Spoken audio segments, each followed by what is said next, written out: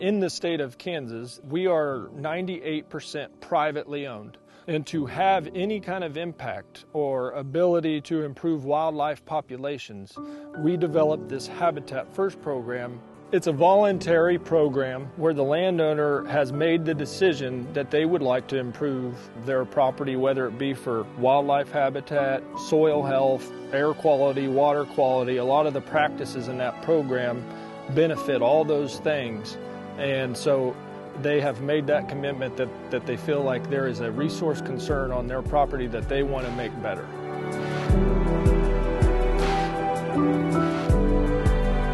Often the landowner will call us directly, and that's how I first became acquainted with Ned. First thing we did was a buffer strip CCRP, and Rob Sussman and I came out and flagged it so we could square up the field, make sure it was what he wanted. The width-wise would be valuable for wildlife. So that was the first stage, and it took a little while to grow. He had concerns about the grass not growing real quick, and that's one of the things we try to keep landowners aware of, is that this is, it's not like planting brome grass or fescue where it comes up right away. It's a process on it, and so he was real satisfied with that, and he planted a shrub thicket to help for the covey headquarters for quail. I had seen these buffer strips before out in western Kansas, and I wondered, where's this coming from? And so after making the phone call to Charlie, he explained the whole process. The different programs, how you set it up, the payments. There's different ways to do it, to where you get a yearly payment, or they pay the seed and you put the strips in. So there's all different ways to do it. And the big thing is, don't be afraid of it, because it's an easy path to follow, and Charlie just made it happen. If you take the time to call in there's people that'll help you. If you have ground like this and you're having problems with that cheating rye, and I know you're not gaining anything on the sides of those tree rows. It's waste. So why not give that back? You benefit, the wildlife benefit. It's an easy deal as far as maintenance. It's burn or lightly strip disc. So once you're in it and it's established, it's there.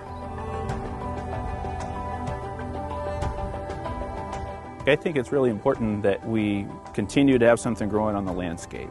I think that's an important part, and so here in this region we're in a dryland situation, so we're trying to produce as producers, trying to grow crops that we can sell, of course, but I think there's periods with which we don't have a crop growing that it's important to utilize and to keep something growing, always have something alive on the landscape, and provides a lot of benefits for the soil and for the wildlife and the habitat.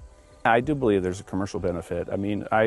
Again, we have utilized cover crops. We adopt that practice. I believe firmly that there's value in it from a soil health standpoint, from a food standpoint, from a habitat standpoint.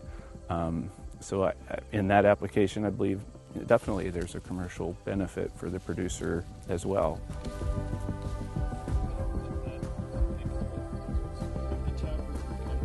I think this program is a great catalyst to help producers who are maybe fearful of the risk or need support in the education, the understanding to help them start, to get them over the first step to learn, to grow, to understand.